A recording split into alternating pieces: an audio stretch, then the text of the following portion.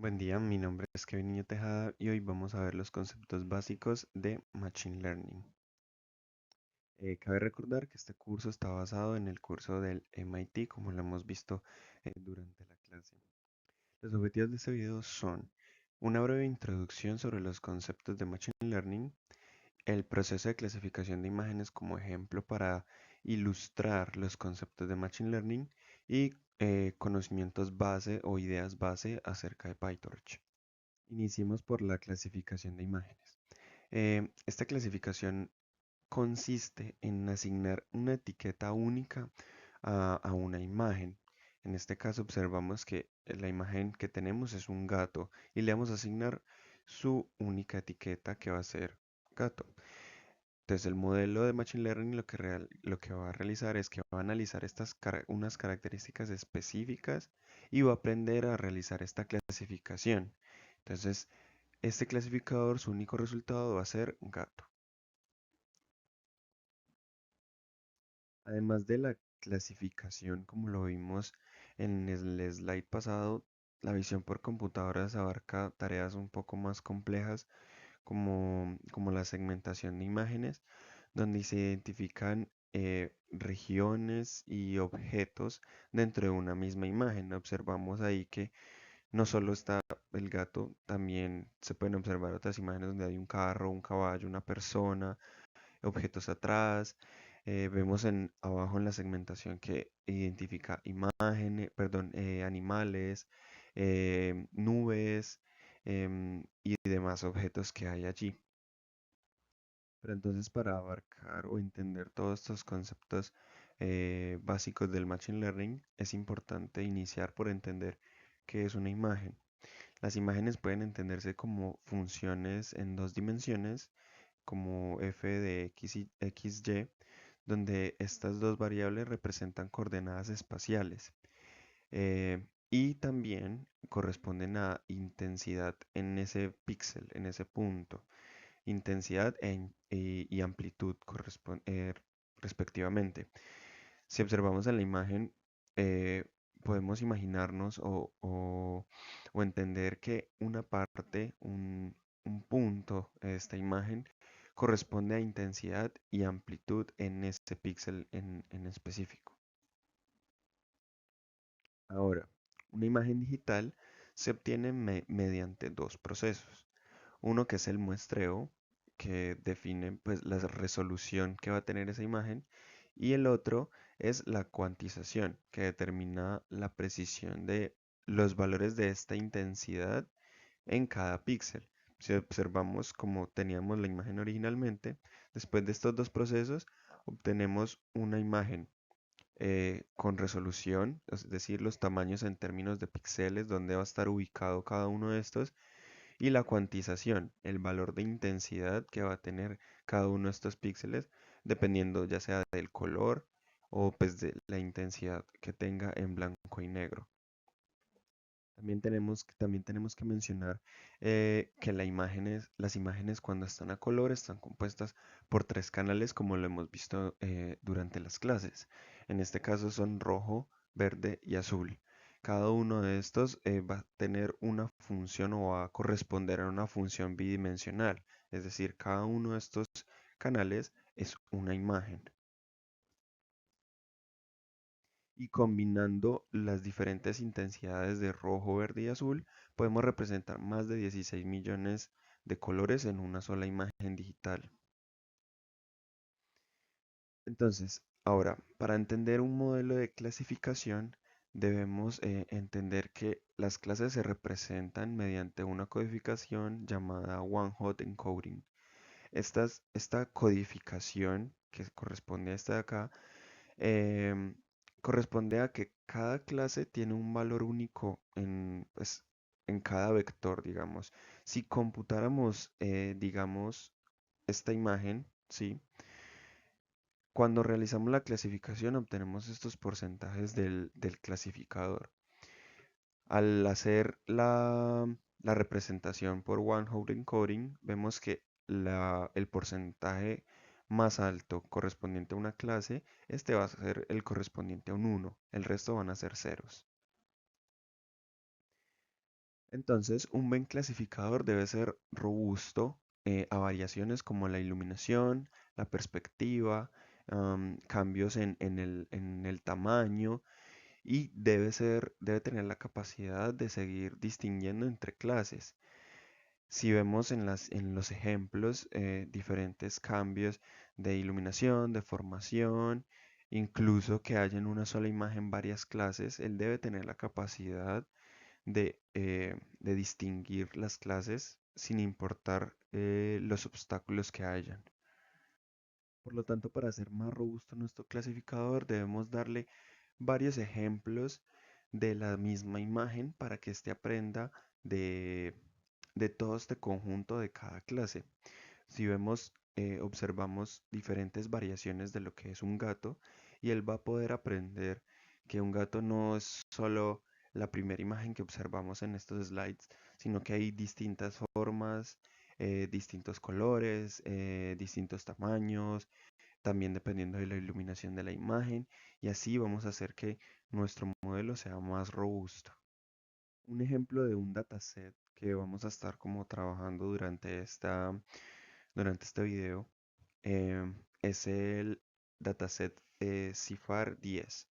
Este dataset está compuesto por imágenes de 32 por 32 píxeles, compuesto por 10 clases y 60.000 datos en total, divididos en 50.000 para entrenamiento y 10.000 para pruebas.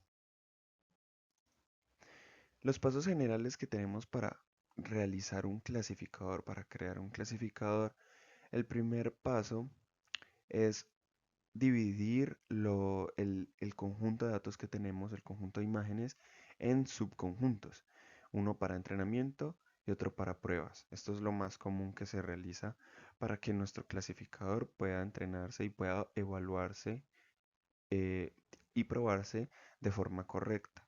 Entrenar el modelo con el set, con el conjunto de datos de entrenamiento para que él aprenda a clasificar y para probar nuestro modelo usamos el subconjunto de test. Y así lo que va a hacer es que se va a probar el clasificador con unos datos que él nunca ha visto, ya que lo entrenamos solo con un set de entrenamiento y al probarlo con imágenes nuevas, ahí vamos a poder de verdad observar si nuestro clasificador está infiriendo de forma correcta. Entonces, después de tener un- una buena precisión con los datos de entrenamiento, ¿sí? De tener nuestro modelo ya entrenado, debemos empezar a ajustar el modelo y observar su rendimiento para observar si de verdad está eh, clasificando de forma correcta, ¿sí? Un modelo no solo debe aprender de los datos de entrenamiento, sino que debe generalizar bien los datos con imágenes nuevas, bueno, con datos nuevos, sin sobreajustarse a ejemplos específicos. Es decir, uno de los problemas que tienen los modelos es que cuando se entrenan con el conjunto de datos completos, al darle datos nuevos, este no es capaz de clasificarlos, ya que solo se ajustó del modelo a reconocer de forma perfecta los datos con los que se entrenaron. Si observamos esta línea verde clara, vemos cómo está ajustado de forma perfecta para separar los rojos de los azules. Esto es el sobreajuste. Un modelo entrenado correctamente y que tenga la capacidad de clasificar de forma general cualquier conjunto de datos se observaría como la línea oscura. Entonces, para evitar este sobreajuste, una de las técnicas que tenemos es la configuración de los hiperparámetros. Los hiperparámetros son configuraciones del modelo que no se aprenden directamente de los datos, sino que estas se deben estar cambiando. Como vemos en el último ítem, necesita varios intentos, varias pruebas, varias iteraciones para poder configurar esto de forma correcta. Un ejemplo de esto son el número de capas y el tamaño de los filtros pues, de la red que estamos usando, del clasificador. En este ejemplo mencionan una red neuronal profunda. Entonces, variar estos parámetros, estas configuraciones, van a hacer que nuestro clasificador mejore o empeore, y por eso necesita tantas iteraciones, porque es necesario observar cómo es su comportamiento y evitar el sobreajuste a partir de estas varias configuraciones que se le realicen. La selección de estos hiperparámetros debemos realizarla cuidadosamente, porque ajustar demasiado el modelo con los mismos datos de prueba puede llevar a un sobreajuste. Entonces, si escogemos los hiperparámetros en función a todo el conjunto de datos, eh, esto va a hacer que nuestro modelo no generalice y por el contrario también como consecuencia nos lleve a un sobreajuste. Otra idea sería dividir el conjunto de datos en prueba y entrenamiento. Pero si elegimos los hiperparámetros en base al rendimiento en el subconjunto de prueba, nuestro, nuestro modelo solo se va a ajustar a ese modelo de prueba, a ese conjunto de prueba. Jamás va a poder generalizar ni va a poder clasificar de forma correcta. Es por esto que aparece otra subdivisión, digamos, que es el subconjunto de validación.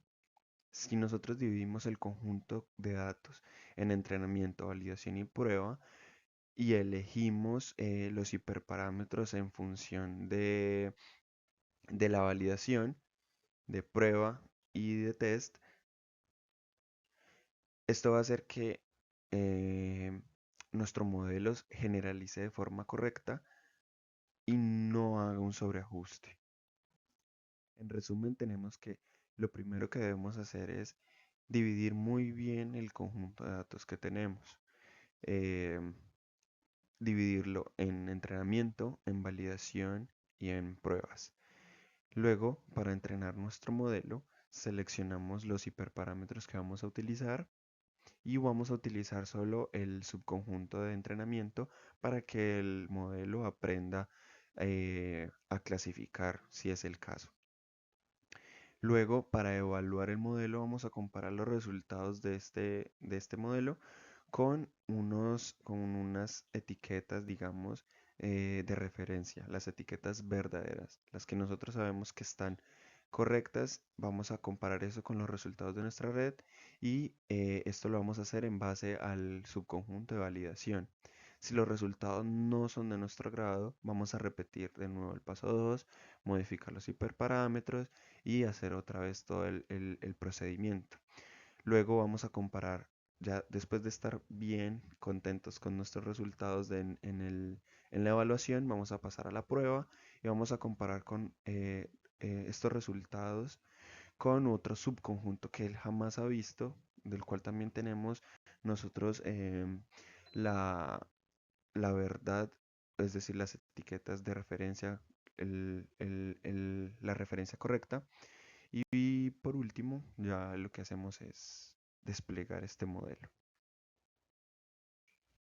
Ahora tenemos lo que es el clasificador lineal. Este clasificador lineal eh, se define como una función matemática que le vamos a asignar a una imagen en función de varias clases que hay.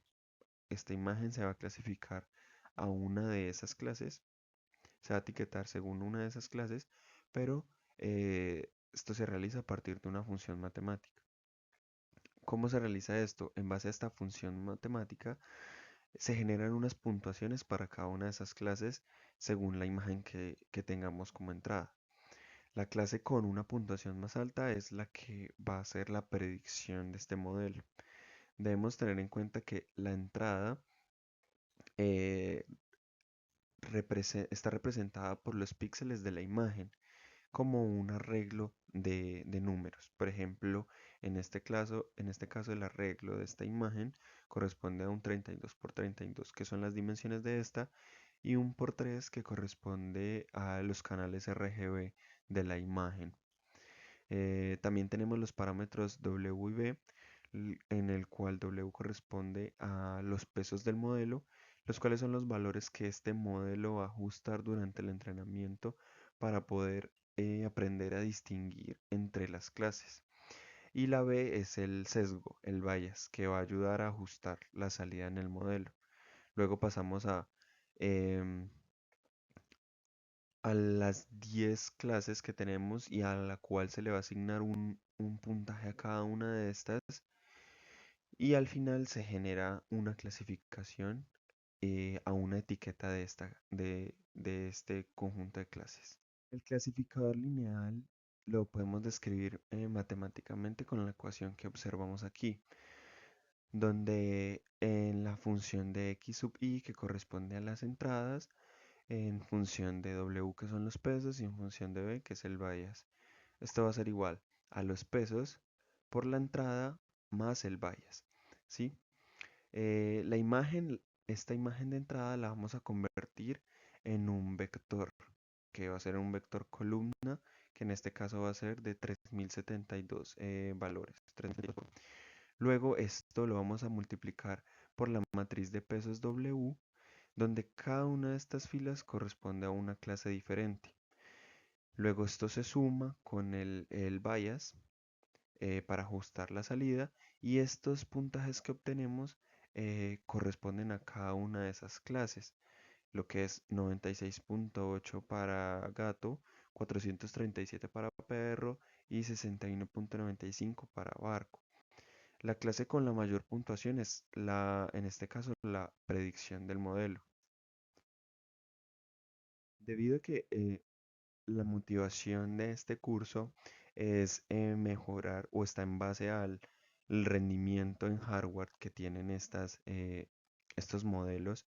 En lugar de tratar el sesgo como un término separado, lo que podemos hacer es combinarlo con la matriz de pesos, como lo observamos aquí, y de esta forma se va a hacer más eficiente el cálculo, ya que esto va a permitir que toda la operación se realice con una sola multiplicación de matrices y no solo una multiplicación y después sumar otra matriz. Esto lo que va a hacer es que la implementación computacionalmente va a ser más fácil y va a permitir procesar imágenes de forma paralela, lo que va a hacer que la velocidad con la que se haga el entrenamiento del modelo va a aumentar, va a mejorar. Ahora, vemos, esta es como la representación de una en una red neuronal de la función que acabamos de observar. Tenemos las entradas x0, x sub 1, x sub 2, x sub 3, la cual representan los valores de los píxeles pues, de la imagen o las características que se extrajeron de allí. Se conectan con las neuronas de la siguiente capa mediante los pesos W00, W30, W y sub J para generalizar. Estos valores son los con los que el modelo aprende durante el entrenamiento y va a representar la importancia de cada entrada en la clasificación final. La conexión entre cada entrada y la siguiente capa está ponderada por estos pesos W y sub J. Em, Cada neurona en la capa oculta o de salida suma las entradas ponderadas por sus pesos y matemáticamente se expresa de esta forma, como lo observamos aquí. Sin embargo, si solo aplicásemos la suma ponderada, el modelo seguiría siendo lineal, lo cual va a limitar, o sea, hasta este punto, va a limitar la capacidad para clasificar características más complejas. Es por esto que aquí es donde se eh, incluye la definición o el concepto de función de activación. Después de esa suma ponderada aquí, necesariamente después de esta suma ponderada debemos aplicar una función no lineal, una función de activación no lineal, para que el modelo se pueda ajustar a diferentes conjuntos de datos, porque no siempre las clasificaciones que tengamos que realizar van a ser de forma lineal, no van a estar separados de una forma uniforme, sino que van a estar regados en un espacio diferentes clases y no podemos limitar la capacidad para aprender de la capacidad del modelo de aprender de este tipo de conjuntos. Entonces, una de las más comunes es la función de activación ReLU, eh, y esta lo que hace es introducir esa no linealidad, permitiéndole que el modelo o la red aprenda de representaciones más complejas. Eh, Vemos que, por ejemplo, los clasificadores pueden visualizarse como plantillas que capturan patrones distintivos de cada clase. Observamos de forma borrosa en estos filtros, pero se pueden observar características eh, un poco abstractas de cada clase. Se pueden observar aquí el carro, se puede observar aquí un caballo, un camión, etc. ¿Y cómo verificamos entonces que los resultados, que estos resultados sean válidos con respecto a a los valores de referencia que ya tenemos? Aquí es donde aparece el concepto de la función de pérdida. La función de pérdida es un componente muy importante en el entrenamiento de redes neuronales, porque su importancia es medir qué tan bien o qué tan mal está funcionando el modelo en esta tarea de clasificación. Y a partir de esta función, poder ajustar los pesos para mejorar la precisión. Como lo mencionamos anteriormente, esto es un proceso iterativo. Pero entonces la red neuronal va a tener la capacidad de reajustar sus pesos en función de del resultado de esta función de pérdida. Si queremos que em, los, las predicciones, las inferencias que haga el modelo sean correctas con la referencia que tenemos, vamos a obtener un resultado, un valor alto en función de eso, de la clase que estemos clasificando. De lo contrario, vamos a tener puntajes bajos. Por lo tanto, presentamos, o bueno, se presenta la pérdida de entropía cruzada, la cross entropy loss, que se puede también conocer comúnmente como softmax. Cada imagen que entra a un modelo, cada imagen X sub i, genera una serie de puntuaciones S sub j para cada clase. Estas puntuaciones pueden ser un número real cualquiera, por lo que no representan directamente una probabilidad. Entonces, para nosotros poder entender, o que sea más visual, cómo está clasificando y poder enseñarle a la red cómo clasificar, aplicamos la función softmax. Lo que va a hacer esta es que va a normalizar las puntuaciones de tal manera que todas sumen 1 y se puedan interpretar como probabilidades. Esta pérdida cruzada va a medir qué tan diferente es la distribución de de las probabilidades, eh, que este modelo está infiriendo con respecto a las etiquetas verdaderas que tenemos. Por ejemplo, si el modelo predice que una clase es correcta, digamos, con una probabilidad del 90%, eso quiere decir que esta pérdida está aproximadamente en un 0.1. Si la predicción es de un 10%, entonces eso quiere decir que la pérdida es mucho mayor, es decir, digamos de un 0.9. Aquí observamos un poco mejor el funcionamiento de la softmax, de de esta función, la cual nos permite llevar estos puntajes a unas probabilidades las cuales van a ser más acertadas o van a tener más sentido a la hora de ser comparadas con las etiquetas de referencia. Primero observamos aquí adentro la predicción del modelo. El modelo va a tomar un ejemplo del entrenamiento X sub i y va a calcular la salida utilizando los pesos W. Estos pesos son los que se aprenden durante el entrenamiento y va a ser comparado con la etiqueta correcta que es Y sub i, que es nuestra referencia. Luego vamos a calcular que es este de acá, L sub I, la función de pérdida, y esta función de pérdida específica va a medir la diferencia que hay entre la predicción del modelo y la etiqueta real, ¿sí? Luego, todo esto, vamos a calcular el promedio sobre los ejemplos de entrenamiento. En cada iteración de entrenamiento, el modelo va a evaluar todos los ejemplos. am, sí, va a evaluar todos los ejemplos y va a calcular la pérdida para cada uno de ellos. Luego se va a obtener el promedio y va a permitir que sepamos qué tan bien se está desempeñando el modelo en promedio, en general. Ahora, otro método para evitar el sobreajuste es la regularización.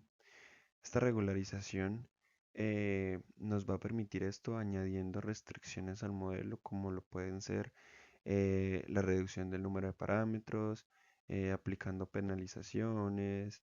eh, de esta forma nos va a ayudar a que el, el modelo sea generalizable, que pueda ajustarse de forma general a cualquier conjunto de datos.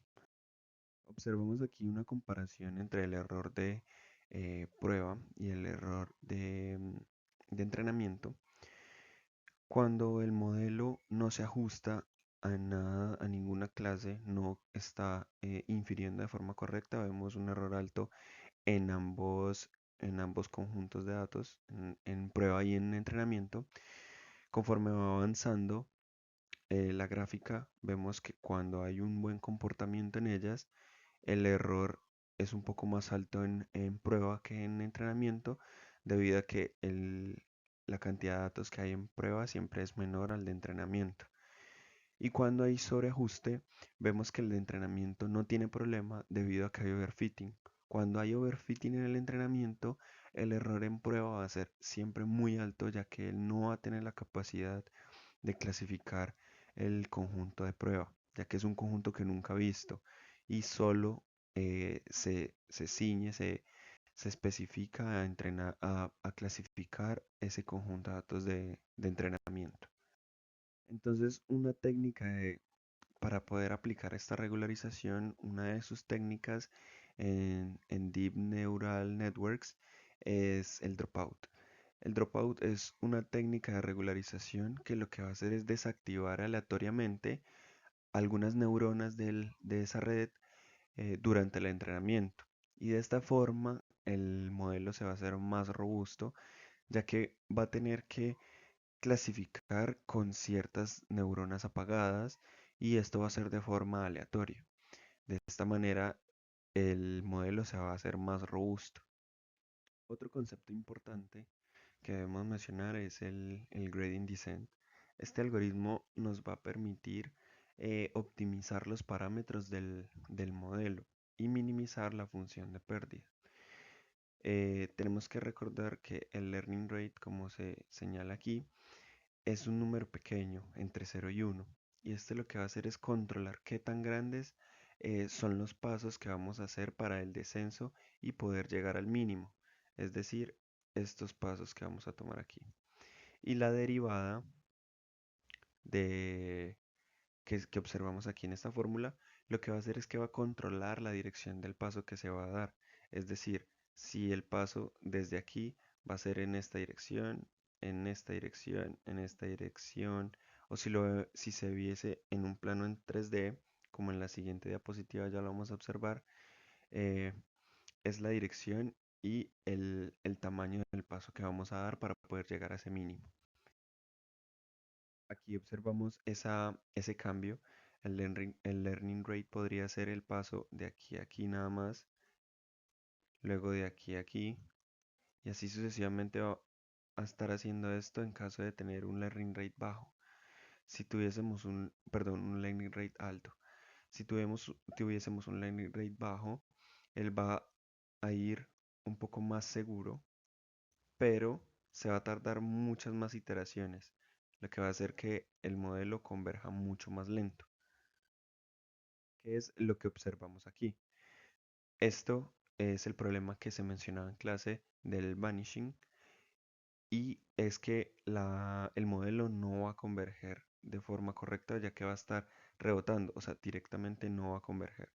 Para esto existen varios algoritmos diseñados para definir este learning rate, como lo son Momentum, RMS-Prop, Adam, etcétera, que se encuentran en las librerías de PyTorch.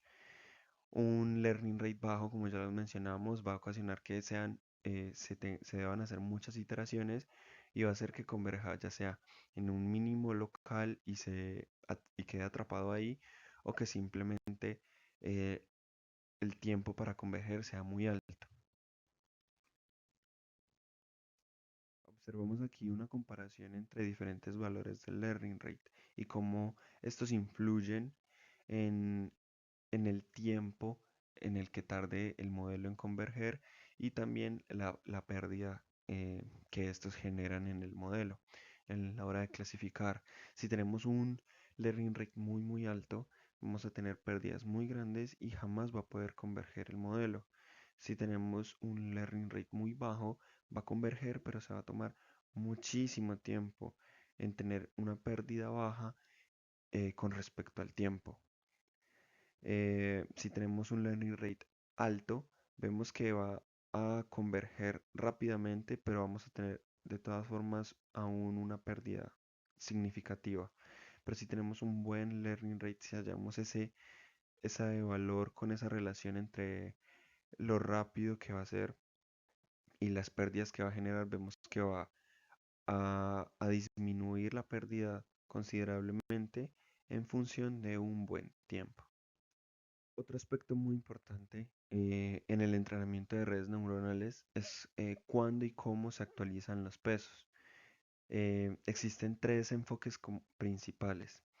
El primero es el más directo, que calcula la pérdida con todo el conjunto de datos de entrenamiento, y esto implica un costo computacional alto, que es el Batch Gradient Descent.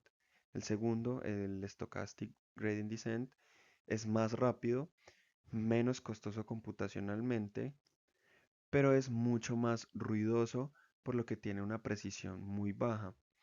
Esto debido a que él va a estar calculando la pérdida en cada uno de los entrenamientos, uno por uno.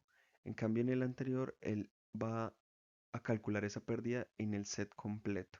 Entonces, por eso es que es el primero tan costoso computacionalmente, y por eso es que el segundo es tan ruidoso, debido a que va a calcular uno por uno. Entonces, la influencia de los valores de los pesos en esa sección tan pequeñita va a influir muchísimo en la dirección que va a tomar el gradient descent. El tercero es el mini batch gradient descent, que es como un, como su nombre lo indica, un mini batch. Entonces va a ser un intermedio entre el batch y el stochastic. No va a ser tan costoso computacionalmente como lo es el batch, y tampoco va a ser tan impreciso como lo es el stochastic. Otro aspecto de los clasificadores puede ser la intuición para clasificar. Las imágenes pueden visualizarse como puntos en un espacio de alta dimensión, donde el clasificador debe aprender a dividir estas clases. No siempre va a ser fácil separarlas porque, como lo mencioné anteriormente, no basta con una clasificación lineal, que sea solo con líneas. Por eso necesitamos siempre inyectar esa no linealidad para poder que el modelo se ajuste de forma general a todo el conjunto de datos, sin llegar a un overfitting, por supuesto. También otro aspecto importante es la extracción de características. Entonces, en lugar de usar solo píxeles directamente, podemos extraer características más representativas, lo cual va a facilitar la tarea de clasificación. Em, Observamos aquí que no siempre se puede separar, como lo mencionaba ahora, con una línea recta. Es necesario aplicar esta extracción de características y tratar de hacer un poco más simple la, la clasificación. Si extraemos partes específicas, como lo veíamos en clase, de un cuadrado, las esquinas, características muy específicas de lo que vamos a clasificar, podemos facilitar un poco al modelo la clasificación y así disminuir los costos computacionales, el tiempo que se va a tardar entrenando, etcétera. Un ejemplo de extracción manual de características puede ser la, la extracción de los bordes de una imagen, ya que los bordes de una imagen contienen demasiada información. Solo dibujando los bordes podemos casi que ver la misma imagen sin necesidad de verla completa. Solo los bordes nos va a dar la información necesaria para poder clasificar esta imagen. El proceso de clasificación involucra extraer características, calcular puntuaciones y asignar una etiqueta según la mayor puntuación que obtengamos. Y aquí observamos como un resumen de esas funciones en PyTorch importantes que vimos durante los conceptos que estuvimos tratando durante el video. Finalmente, como los conceptos claves y términos que tratamos durante el video, que fueron la clasificación de imágenes, la división del conjunto de datos en entrenamiento, prueba y validación, em, lo, el clasificador lineal, que su importancia está en los pesos y en el bias, en la función de pérdida, que una función que nos ayuda es la softmax, que es como la más utilizada, la generalización que nos ayuda a evitar el overfitting, regularización, hiperparámetros, lo que es épocas, que es con respecto al tiempo, el batch, el gradient descent, el learning rate y la extracción de características. Aquí pueden observar las referencias del curso original dado por el MIT,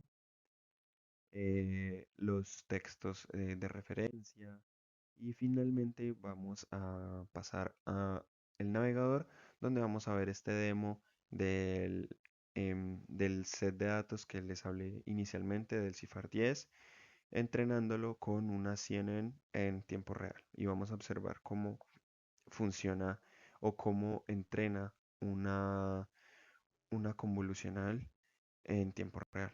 Bueno, ahora aquí ya en el navegador observamos en tiempo real el entrenamiento de una red convolucional a partir del conjunto de datos CIFAR 10. Em, Esto tiene gran ventaja ya que podemos observar cómo esta red va entrenándose en tiempo real, por supuesto, y cómo va a afectar la topología de la red que tengamos y los hiperparámetros que modifiquemos, cómo van a afectar a la precisión, al tiempo de respuesta, a las pérdidas en la clasificación, a todas estas métricas, eh, cómo se ven afectadas con respecto a los cambios que hagamos. Por defecto, dice el creador que está usando ADA Delta, el cual nos permite no preocuparnos por cambiar parámetros como learning rate o momentum al pasar el tiempo, ya que esto es un parámetro adaptativo.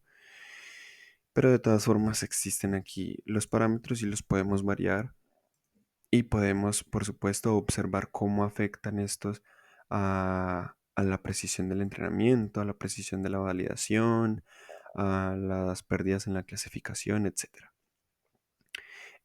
Lo más interesante tal vez es poder observar la topología que tiene, en este caso, la red convolucional. Vemos sus capas ocultas, vemos su entrada, vemos la softmax en la salida con el número de clases que son 10. Vemos que la activación es ReLU, inyectándole no linealidad al modelo. Observamos que la entrada es de 32 por 32 con una profundidad 3 que son los canales RGB. Vemos que el pool se está haciendo con un size, perdón, con un stride de 2. Vemos que los filtros tenemos uno de 16 y los otros dos de 20 y demás hiperparámetros que podemos modificar para observar poco a poco cómo en cada capa se va afectando los pesos, va afectando a los pesos del gradiente, cómo los filtros influyen también aquí, la cantidad de filtros. Si yo cambiase, por ejemplo, esto de 16 a 8 filtros, al menos solo en esta, vemos que cambian inmediatamente aquí. También en sus parámetros se ven afectados. em, y esto, por supuesto, a interferir en todos los pesos de las demás capas a las que hace la clasificación. Y por supuesto vemos que la precisión en el entrenamiento se basa en las últimas 200 imágenes y va cambiando en tiempo real. En este caso muestra un 12,5%, que es muy, muy, muy bajo. Y aquí en la gráfica nos muestra con respecto al tiempo, cada 200 iteraciones va cambiando eh, cómo varió esta pérdida con respecto a este tiempo.